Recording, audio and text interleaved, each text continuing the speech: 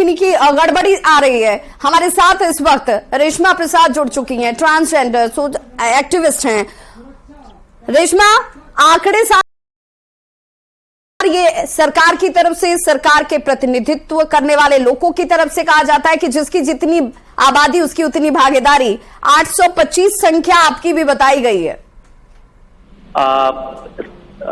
मैं इस पे क्या मैं कह सकती हूँ, ये ट्रांसजेंडर समुदाय के साथ में बहुत बड़ा मजाक है कि वो ऐसा मजाक कैसे कर सकते हैं।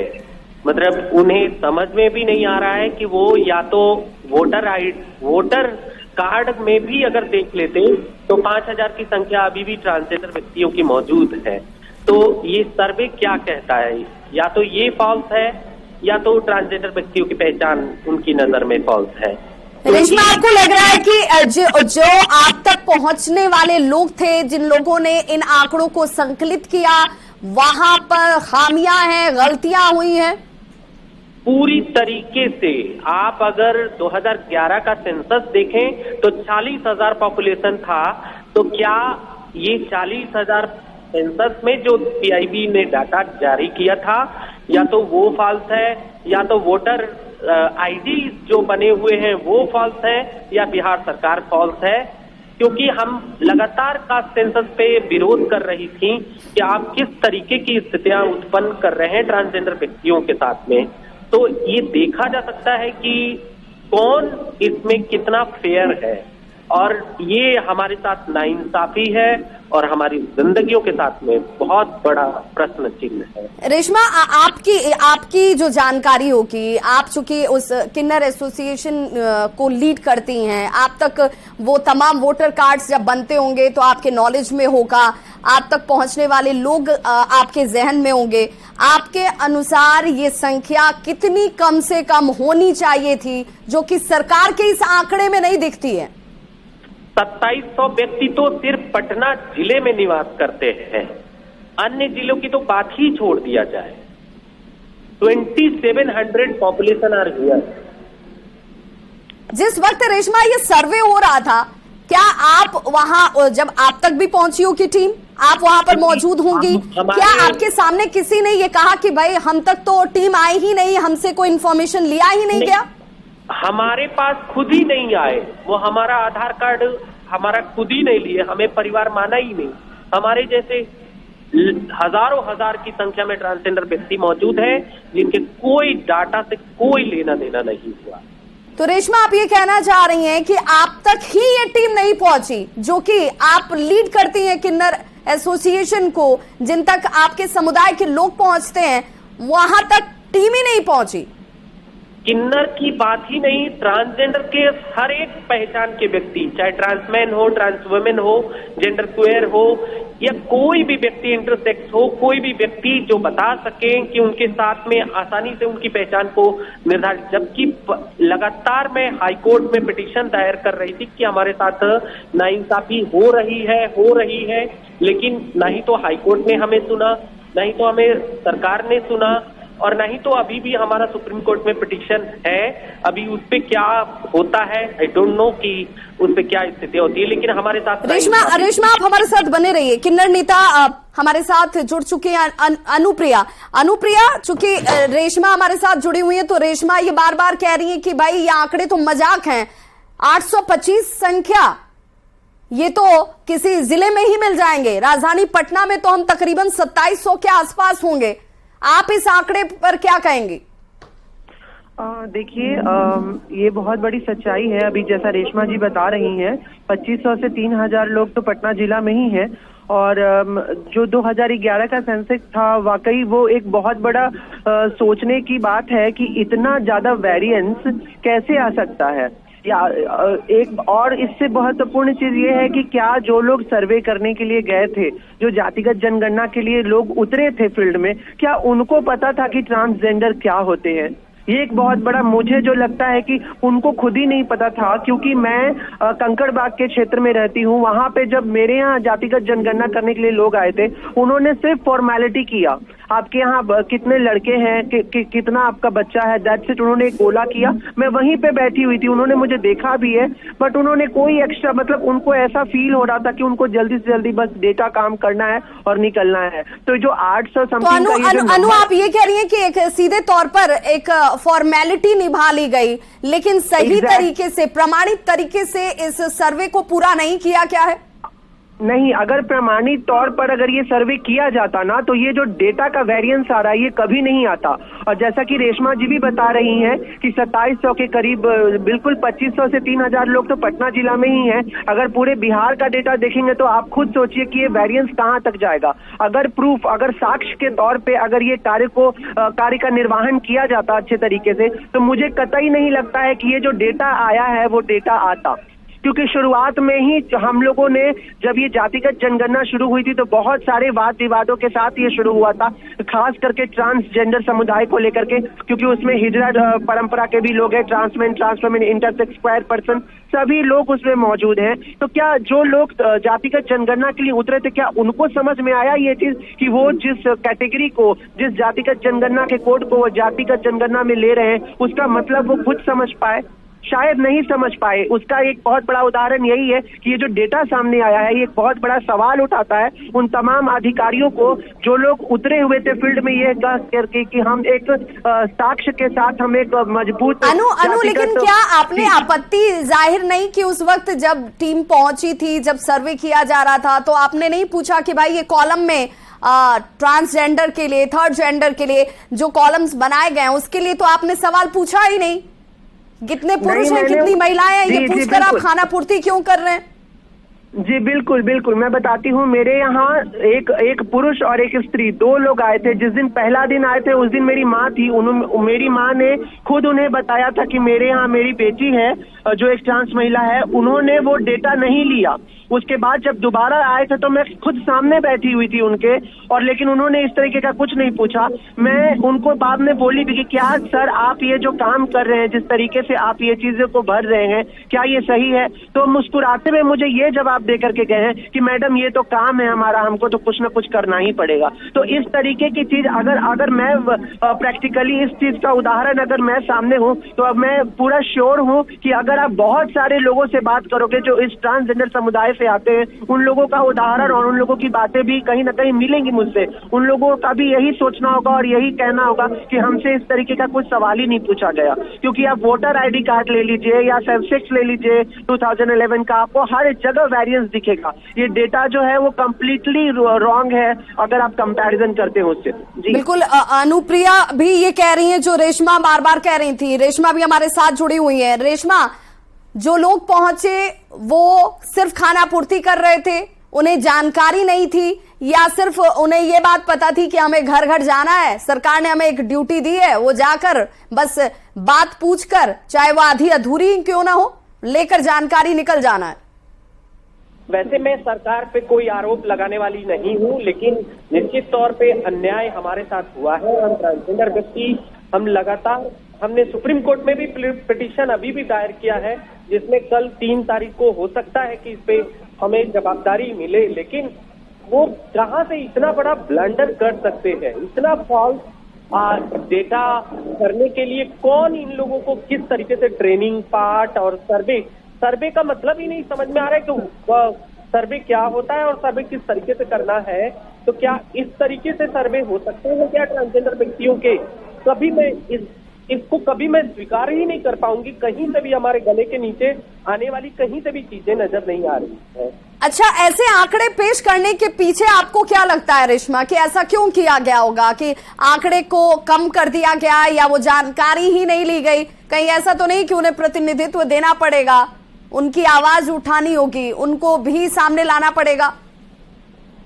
निश्चित तौर पे बिहार सरकार के सामान्य प्रशासन विभाग ने हाईकोर्ट में जो पिटीशन दायर किया था वो 2011 के सेंसस पर उन्होंने कहा था कि 500 पर एक व्यक्तियों का रिजर्वेशन प्रदान किया जाएगा। लगता है कि वो उन्हें खटक रहा है, या राज्य सरकारें नहीं चाहती है कि ट्रांसजेंडर व्यक्तियों के प्रतिनिधित्व और जीवन का जो अधिकार है वो प्राप्त हो। नहीं तो वो ऐसा सोच भी नहीं पाते कि इतनी कम संख्या ट्रांसजेंडर व्यक्तियों की सामने। रेशमा, आप क्या मांग करती हैं? रिपोर्ट तो चुकी है, अब सार्वजनिक हो चुकी है, सामने आ चुकी है, आप मांग क्या करती हैं सरकार से? हम निश्चित तौर पे मांग कर रही हैं कि आप किसी ट्रांसजेंडर व्यक्तियों का सर्वे अलग से किया जाए, जो कि हम अपने पिटीशन में भी मांग कर रही हैं कि हमारा अलग से हो, और उनको ट्रेनिंग दिए जाए कि ट्रांसजेंडर व्यक्तियों की पहचान, जिंदगी, उनकी स्वीकार्यता, उनकी जरूरतों को समझा जाए। लगातार हम माननीय उच्च न्यायालय, उच्चतम न्यायालय के संपर्क में बनी हुई है और राज्य सरकार से भी लगातार प्रतिवेदन लिख रही हैं, आवेदन लिख रही हैं। बिल्कुल, बहुत बहुत शुक्रिया। रेशमा नेता किन्नर एसोसिएशन हमारे साथ जुड़ी हुई थी, अनुप्रिया हमारे साथ जुड़ी हुई थी, और इन सभी का कहना है कि एक भद्दा मजाक सरकार ने उनके साथ कर दिया है, क्योंकि उनकी संख्या अगर राजधानी में ही देखी जाए तो तकरीबन वो 2700 से लेकर 3000 है। पूरे जिले को जोड़ दीजिएगा तो ये संख्या कहां की कहां पहुंच जाएगी। बिहार में 2 फेज में पूरी हुई है जाति आधारित गणना। ये जानकारी इस वक्त सामने आती हुई, जिसमें कहा गया कि 2 चरण 2 फेज हुए। पहला फेज 7 जनवरी और दूसरा फेज 15 अप्रैल को शुरू किया जाता है। 2 फेज में ये जातीय गणना का काम जो है वो पूरा कंप्लीट हुआ और उसके बाद आज उसकी रिपोर्ट को सामने लाया गया। पहले चरण में मकानों की गिनती की गई थी, आपको याद होगा, मकानों की गिनती हुई, उन्हें नंबरिंग किया गया, जातियों को एक अलग कोड दिया गया, एक नंबर दिया गया। दूसरे फेज में 15 अप्रैल से इसकी शुरुआत जब होती है, हालांकि उससे पहले उस पर खूब सियासत हुई, पहले Patna high court, supreme court, फिर सुप्रीम कोर्ट से पटना हाई कोर्ट, और उसके बाद आखिरकार ये गणना पूरी होती है, रिपोर्ट भी सामने आ चुकी है। दूसरे फेज में परिवारों की संख्या की गिनती को पूरा किया गया। सरकार ने कहा कि हम बहुत बारीक तरीके से एक एक चीज को ध्यान में रखते हुए रिपोर्ट बना रही हैं। जो लोग हैं वो काफी ट्रेंड है, लेकिन उन्हीं ट्रेंड लोगों पर सवाल भी उठने लगे हैं। लोगों के रहन सहन, आय के आंकड़े इसमें जुटाए गए, घर में कितने लोगों की मौजूदगी है, उनकी आर्थिक स्थिति कितनी बदली, कास्ट सेंसस के बीच कोर्ट में ये पेच भी फंसा हुआ नजर आया था। हमारे सहयोगी आनंद अमृतराज हमारे साथ लगातार जुड़े हुए हैं और उनके साथ विजय सिन्हा हमारे साथ जुड़े हुए हैं लगातार। आनंद, एक एक करके अब इस पर नाराजगी खुलकर आ रही है। अभी रेशमा हमारे साथ जुड़ी हुई थी जो ट्रांसजेंडर हैं, उनका कहना है कि भाई ये किस रूप में गिनती की गई, हमसे ही हम नहीं पूछा गया कि आप किस जाति से आती हैं या किस ट्रांसजेंडर में हैं, मेल हैं, फीमेल हैं। ये आंकड़े गलत हैं, दिग्भ्रमित करने वाले हैं, हमारे साथ छलावा है, मजाक है। देखिए बेबा, निश्चित तौर पे विजय सिन्हा है जो नेता विरोधी दल है बिहार के, थर्ड जेंडर के जो आबादी सार्वजनिक की गई, उनकी शिकायत ये है कि भाई उनकी जितनी आबादी थी वो बहुत कम दिखाया गया, 800-850 के आसपास किया गया। वो शिकायत कर रही है कि कई लोग जो हमारी संख्या बहुत ज्यादा है, हमसे पूछा भी नहीं गया और ये आंकड़ा कैसे जारी किया। तो उन्होंने एक अपने समुदाय को लेकर आंकड़े पे सवाल उठाए हैं। देखिए, स्वाभाविक है, इसीलिए हमने कहा कि पूरा डाटा आंकड़ा जब आएगा तो लोग अध्ययन करके सच को सामने लाएगा। आज अनुसूचित जाति के लोग भी, कुछ लोग हमसे कह रहे थे कि आंकड़ा मेरा कम कर करके बताया गया है। धानुक समाज के लोग कहे कि मैं ज्यादा हूं और मेरा ही आंकड़ा कम कर दिया गया। तो अभी ये सारे रिपोर्ट जब विस्तृत रूप से सार्वजनिक होंगे और उसमें लोग अध्ययन करके प्रामाणिकता के साथ सामने लाएगा, तब सच सामने आएगा। ये सरकार बहुत सारे काम हड़बड़ी में करते हैं, कई गड़बड़ी छोड़ देते हैं, और वो गड़बड़ी के लिए कई बार इनको अपने ही बनाए हुए कानून में संशोधन करके बैक फुट पर जाना पड़ता है। तो यानी कि आप इस जातिगत जो सर्वेक्षण हुआ है उसका रिपोर्ट जारी किया, आप उस पर सवाल खड़े कर रहे हैं? हमने आपका ही रिपोर्ट चल रहा है कि अभी किन्नर समाज के लोग प्रश्न कर रहे हैं, कई और लोग कर रहे हैं, और हम तो पहले से कहा कि बहुत ज्यादा अंतर नहीं है। आबादी बढ़ी है तो आबादी के हिसाब से अनुपात और अंतर भी दिखाई पड़ना चाहिए, वो अंतर नहीं दिखाई पड़ा। तो सच जब तक इसका अध्ययन नहीं किया जाए, पूरी अध्ययन करने के बाद सच सामने आएगा और उसके बाद लोगों का असलियत और इस गणना का विवरण सबके सामने आ पाएगा। इसमें जो दिखाया गया है सर, 81% के आसपास हिंदू की आबादी है बिहार में। 81.7 दिखा रहे हैं, ये 92% के लगभग। तो सच्चाई जो सामने है, देखिए एक चीज बता दूं कि सीमावर्ती क्षेत्र के आंकड़े वो सच को दिखाएगा। अभी हम इसीलिए इस पर डिटेल नहीं बोल रहे हैं कि सरकार की हड़बड़ी की गड़बड़ी जब पूरी रिपोर्ट आएगी तभी सच को लोग जान पाएंगे। और ऐसे भी ये सरकार की इस डाटे और आंकड़े से कोई बड़ा चमत्कार या परिवर्तन करने का न नीयत रहा है न नीति है।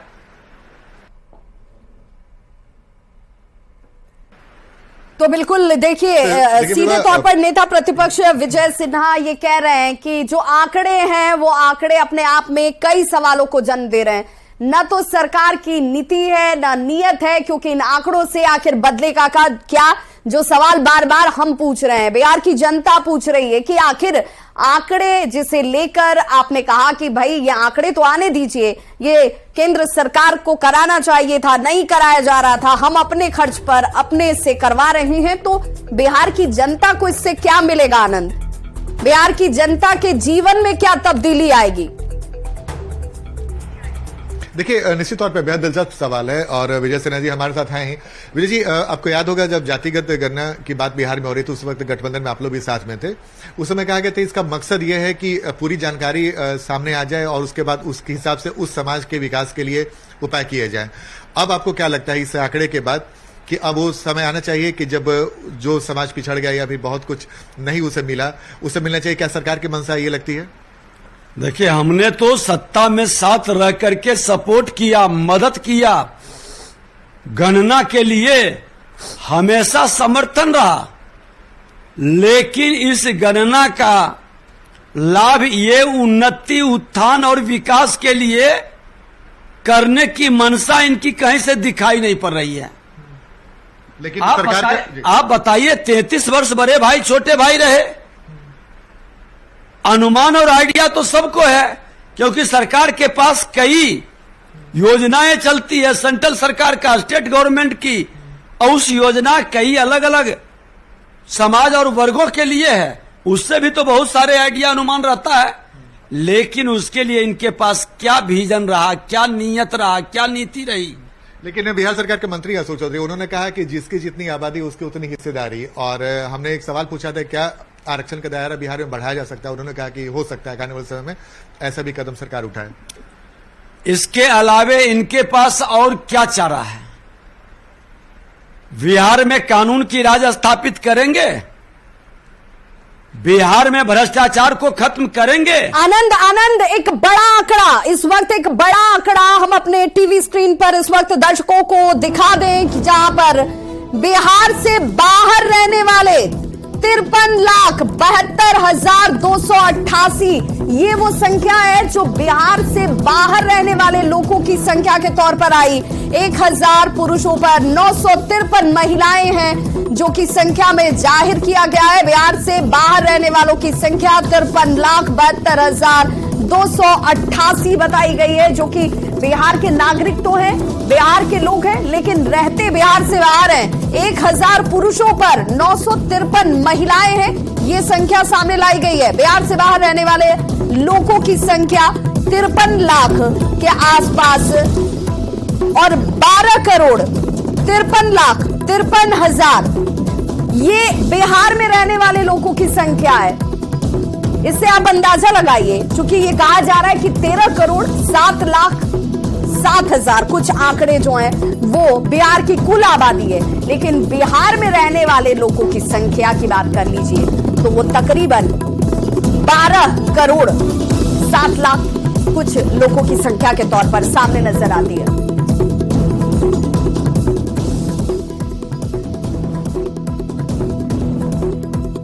तो आंकड़े सामने आ चुके हैं जिसे लेकर खूब सियासत हुई थी, लेकिन सवाल ये कि इन आंकड़ों के आने के बाद क्या बदलेगा बिहार के लोगों के जीवन में? क्या उन्हें रोजगार मिलेगा? क्या उनकी आर्थिक स्थिति बदलेगी? क्या शैक्षणिक स्थिति में तब्दीली आएगी, जहां पर स्कूलों में बच्चों को पहुंचना और अच्छी गुणवत्तापूर्ण शिक्षा देना? वो तमाम सवाल जो हैं लोगों के जहन में है। एक छोटा सा अंतराल, फौरन होंगे वापस ये बड़ी खबर और इस पर जुड़े हुए तमाम जानकारी लगातार आप तक हम